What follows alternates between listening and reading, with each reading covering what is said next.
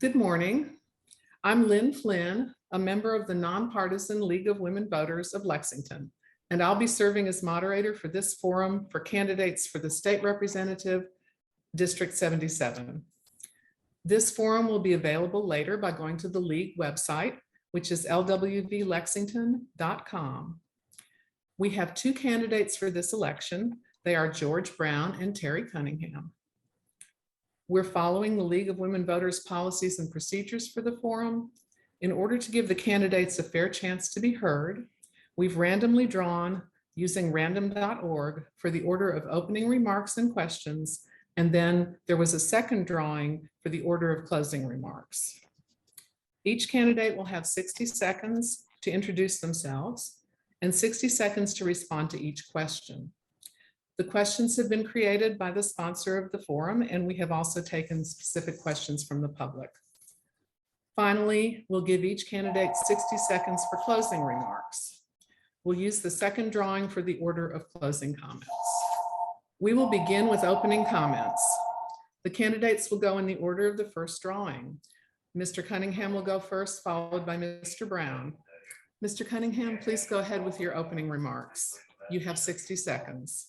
I want to say thank you to the League of Women Voters for hosting this forum, and thank you for your work in promoting informed citizenry, and thank you for the time to share my platform. My name is Terry Cunningham. I'm running for state representative in the 77th House District, having lived here in the north end of Lexington, calling first the Hollow Creek area home and then Green Acres, where I now live. I believe Lexington is a great place to live, and that we as a citizenry have an opportunity to have representation in Frankfort that will have give us a voice and allow us to weigh in on very important issues. I'm the husband to Jacqueline and father to 3, and very excited to be able to share with you more this afternoon. Thank you very much. Mr. Brown, ready for your opening remarks. Good morning. I'd like to first thank the League of Women Voters for putting on this forum and for the work that you do in the community to help inform citizens across our state about issues and about candidates. I am a native Lexingtonian, grew up in the northwest side of Lexington and now in the east end of Lexington. And I'm a 21-year public servant. I served 13 years in the Urban County Council, and this is my 8th year as a member of the General Assembly. I'm running to go back to Frankfort to be an advocate and a voter and a representative for the people of the 77th Legislative House District, Fayette County, and the Commonwealth of Kentucky. I think it's very important. Advocacy is one of the most important things that we can do. So I look forward to this conversation, and I'm very much looking forward to it. Thank you very much. Thank you very much, Mr. Brown. And you will take the next question first, okay? Okay. And that question is, what do you see as the single most important issue facing your district, and what is your plan to address this issue? I think one of the single most important issues in my district is employment.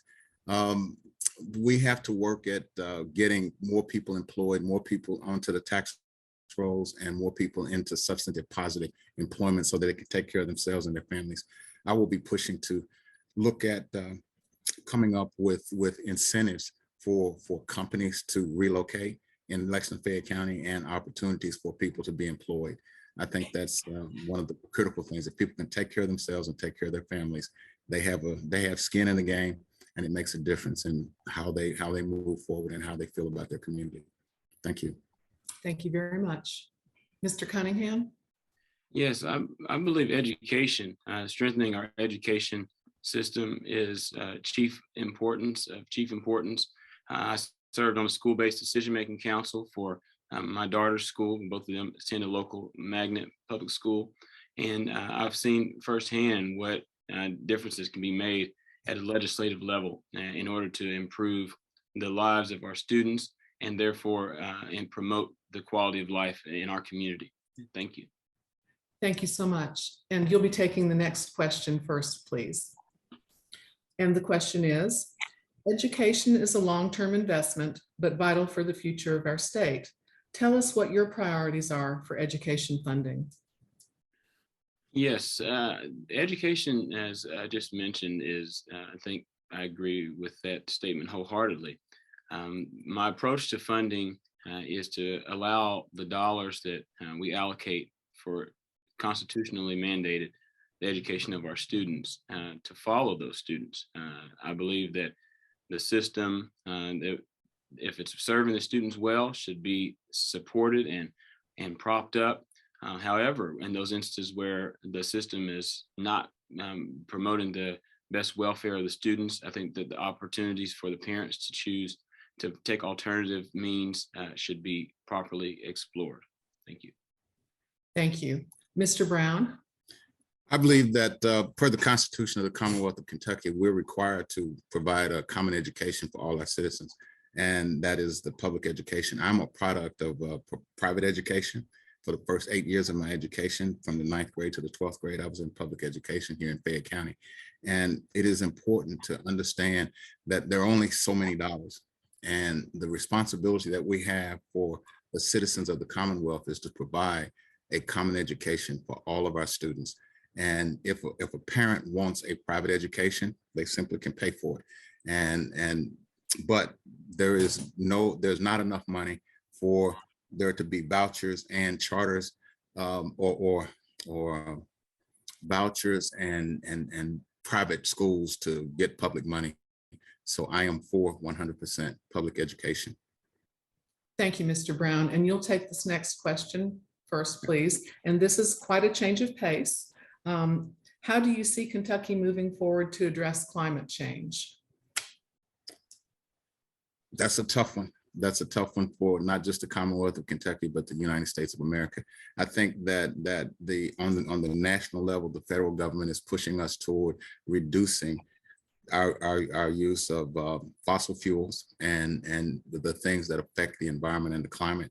I think we should continue and move forward with that.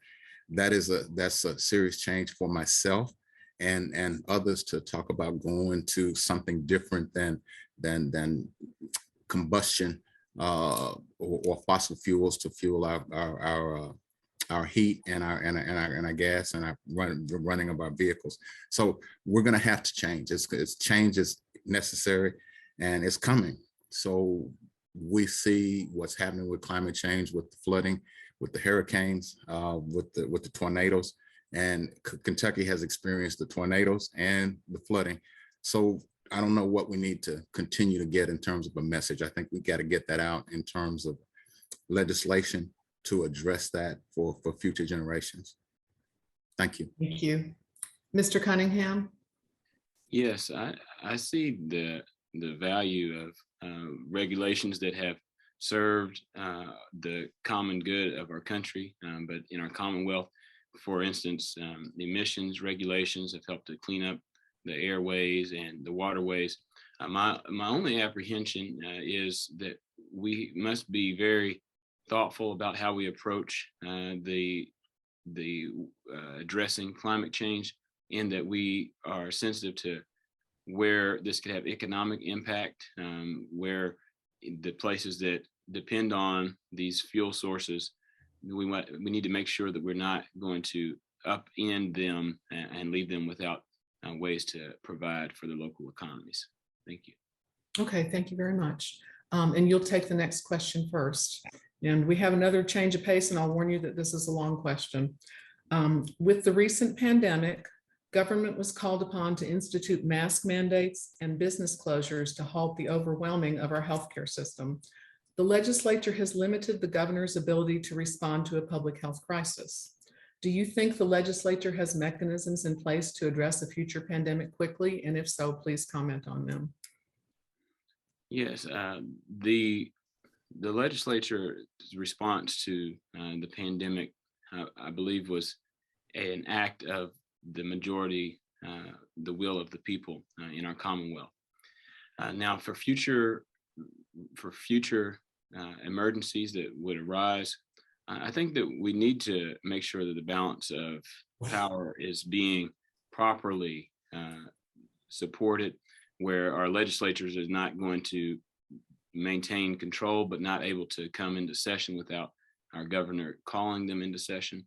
And so I think that we must be very mindful of where our government can be more nimble in responding to crises so that folks do not suffer needlessly. And that in doing so, as the representative, that would be a chief priority, making our government more lean and responsive. Okay, thank you very much. Mr. Brown? I think that the what happened during the pandemic was the governor acted, and I think saved thousands and thousands of lives of Kentuckians.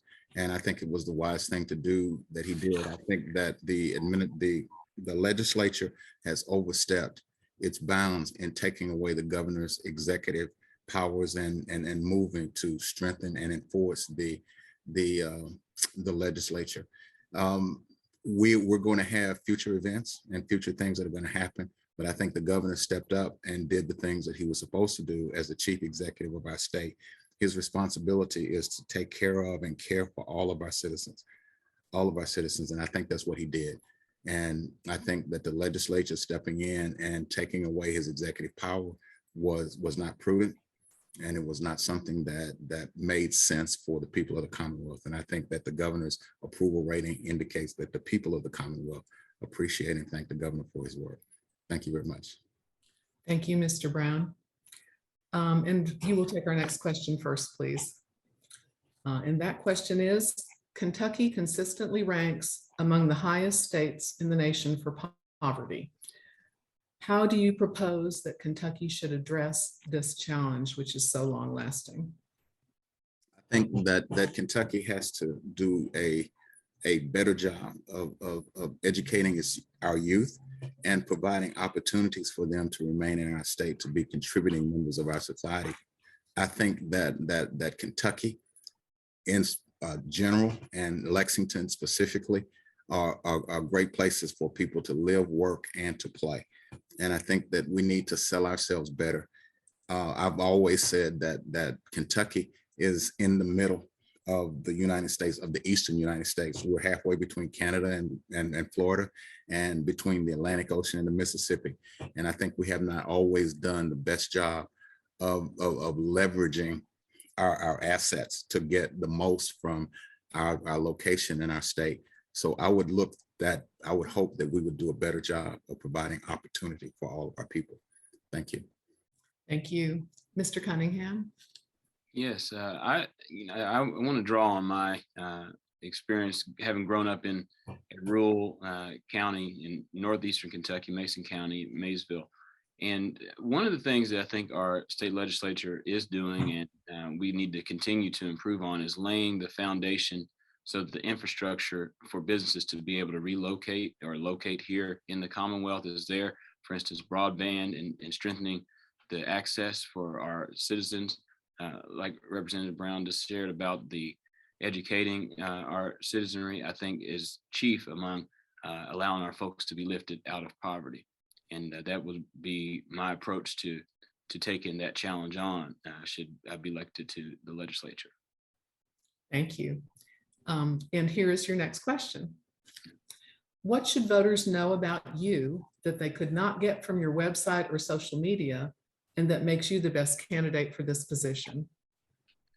Well, I would share about my experience being a pastor in a local hamlet called Jimtown. I served there for 7 years, and during my time there, the majority of the residents that or my parishioners lived in the 77th district. And so I got to be there around and hearing some of the challenges, some of the joys that folks experienced. And those have really informed what I know about where the needs need to be addressed within the 77th district. Also, I served as a bus driver at Lexington. My first job out of college was there. I got a chance to see and hear from people some of the experiences that they had, and those have really shaped me as I graduated from UK with a degree in community communication and leadership development, and I've implemented those in all my interactions, and I'll take that to Frankfurt with me as well. Thank you. Mr. Brown? Yes, I am a longtime advocate for the citizens of the Commonwealth of Kentucky, and particularly Lexington and its youth. I served as a junior pro basketball coach, and a number of children adopted me as their father figure. And I'm very proud of them and their accomplishments. And I look to young people, and I like to talk to young people and talk to them about the possibilities and the fact that they are an integral asset to our community, and for them to explore themselves and to grow and to be the best self that they can possibly be. That is and always has been my mantra. And people look at me as a person that is responsible and caring and concerned about what happens in the community. I live in the heart of the 77th Legislative House District. I live in the East End, and I'm a lifelong resident of the North Side and the East End of Lexington. Thank you. Thank you. And here's our next question. Is there a problem that you think you can solve for Kentuckians by working to build bipartisan support and collaboration? And Mr. Brown, you're first. That's an interesting question, especially with the makeup of the General Assembly as it stands right now. Bipartisanship is one of the things that we as members of the minority party have to think in terms of to get anything done. It is important for bipartisanship, but I think it's problematic what we have now in the Commonwealth of Kentucky with a veto-proof majority in the Republican Party, that they don't have to negotiate and don't have to look for the best deal for the citizens of the Commonwealth. I think that's problematic. When I first came to the General Assembly, the Democrats were in the majority, but subsequently, the Republicans have become the majority party in the House, and they have been the majority party in the Senate for a long time. And I think that does not serve the people of the Commonwealth well. So bipartisanship is absolutely important, but we make up ground, and we perform, and we provide the services for the citizens of the Commonwealth as best we can. Thank you. Thank you. Mr. Cunningham? Yes, I think that what is very distinctly different about me as a candidate in bipartisanship, as it relates to bipartisanship, is that I recently transferred my voter registration into the party in which I'm running on, having been being a part of my makeup. I have a great idea of how to be able to see things from both sides, see issues from both sides. And one issue that I would tackle head on is the disenfranchisement of our folks that have been previously incarcerated. I think that we as a state are behind on making our citizens whole after they've served their time. And we've tried to get this done, and it has been in a bipartisan manner. We've seen that at the federal level with Senator Rand Paul and Senator Cory Booker trying to pass this through. But I think that we can do it on the state level. The times are right, and I'm the candidate to get it done. Okay, thank you. And you'll take the next question first, please. What is your opinion of the voter legislation that was passed recently in Kentucky? Do you think it best served the voters of Kentucky? I think that the legislation, I'm all for free and fair elections. It's essential to our democracy that our citizens have trust that their ballots count, and that their votes that they cast will be counted appropriately. I think we as a Commonwealth, for instance, expanding the number of days where we can vote was a step in the right direction. I think that we ought to encourage, as I just mentioned previously with my answer, for expanding access to voting for all of our citizens. But we must be making sure that at the same time, we're holding the means that which we do that to make sure that they're secure and that it's not going to be something where it could be abused. And that's where I stand on that. Thank you very much. Mr. Brown? Yes. Voting rights are a cornerstone of American democracy, and I think that it's very important to understand and know that voting and voting rights are part of what made America what it is, the democracy that we have. And I think that the things that have, some of the things that have been done, we got to be careful of disenfranchising and taking people off the rolls and putting people in a position where they cannot vote. the voting rights issue. I mean, the issue of automatic restoration of voting rights. We've got citizens out there that have been released from prison, have served their time, and paid all restitution that cannot vote. So it's as a form of taxation without representation. So I think that voting for all citizens is very important, and whatever we can do as a government to give access to our citizens is the right thing to do. Thank you. Okay, thank you. Next, we're going to move back to education for a moment. Early childhood was largely left out of funding in the past session. Tell us your thoughts on the importance of early childhood education and what you would do to address that. Is that me? It's you, yes. Yeah, absolutely. I think the early childhood education, it's been proven that the earlier that children can learn, start to learn and get a head start in their education and the education process, the better they will be in the long run. The party on the other side has routinely moved away from and taken funding away from pre-K for the youngest citizens in the Commonwealth. And I think that is a mistake. And I think that we need to do better in terms of providing education for all of our citizens, and especially for the young ones, for the babies. If we teach them well, they will then be able to go into contributing citizens for the Commonwealth of Kentucky and the United States of America. Thank you. Thank you, Mr. Brown. Mr. Cunningham? Yes, I think that certainly, as the father of a 7-year-old, 5-year-old, and 3-month-old, the future of our education in our Commonwealth is very near and dear to me. I think, however, we must be very prudent in how we use the dollars. Has been stated before, there's only so many dollars that can be allocated in our budget. And I see the benefits, having been on the school-based decision-making council for my daughter's preschool, as well as our public education school for a NACE accredited institution. I saw that we had staffing issues, and this was at a premier school here in the 77th district. So when we say providing health or providing pre-K and expanding that, we have to really ask some very important questions so the quality of the education can be preserved, and that for the sake of our children, we can give them the best possible head start.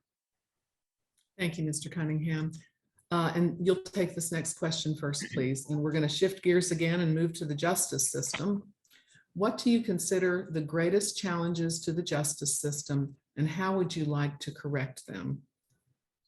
I think the greatest challenge to our justice system is it's overwhelmed, frankly, with the number of individuals that are involved in it, cases that can't be seen for months, sometimes even years at a time, because they're backed up.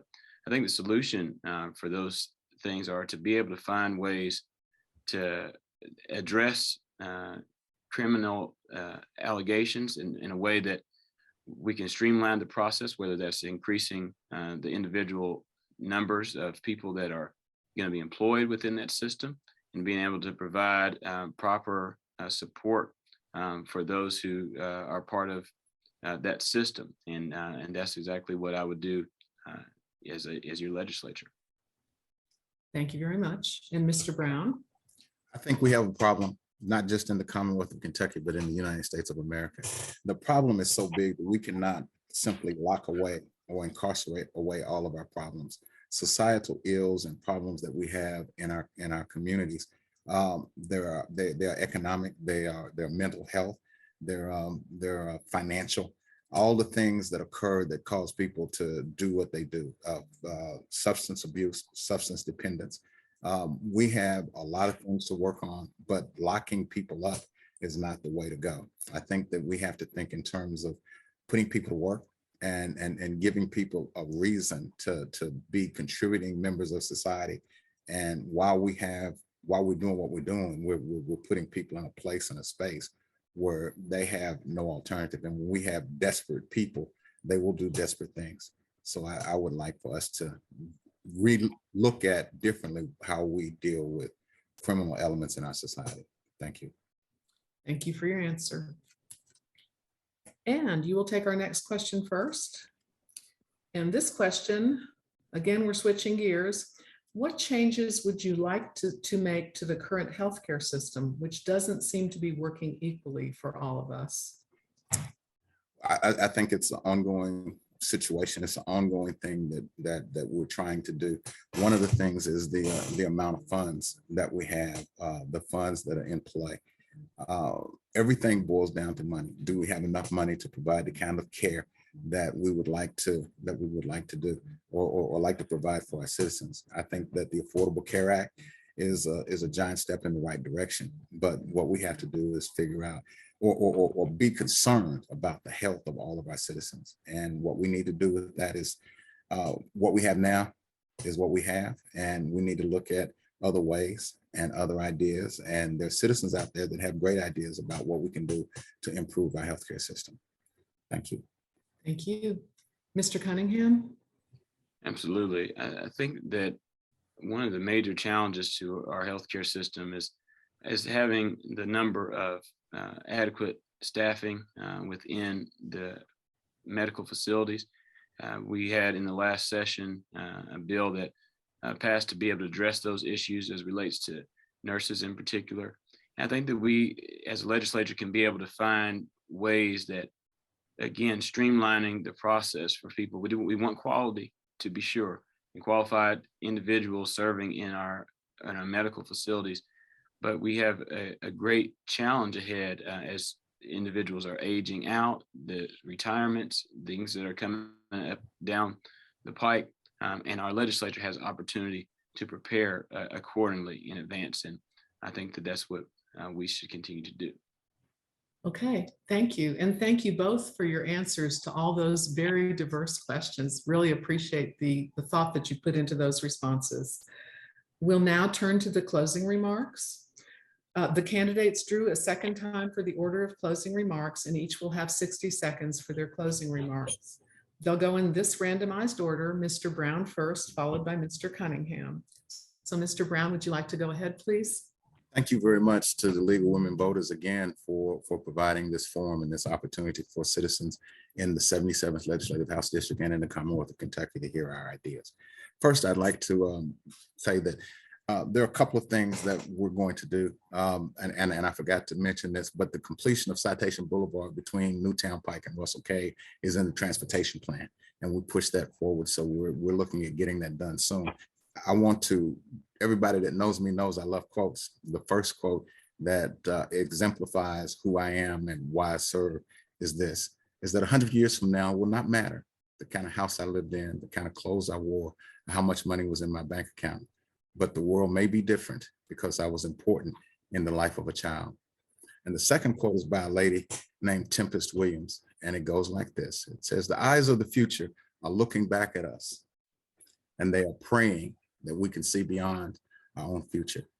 Again, thank you very much. And I ask for the votes of all the citizens of the 77th Legislative House District to send me back to Frankfort to represent them. Thank you very much. Thank you, Mr. Brown. Mr. Cunningham, your closing remarks. Yes, thank you once again to the forum sponsors, for Representative Brown for participating as well. I wanted to ask my fellow neighbors in the 77th District, as you may have, like myself, voted in the past for our current representative. I want you to think about, is the time that we are in, is there a need for a new voice? And if you agree that like I do, that it's a time for a new voice, for a new day, that I want you to cast your ballot on November the 8th for Terry Cunningham, for your next state representative for the 77th House District.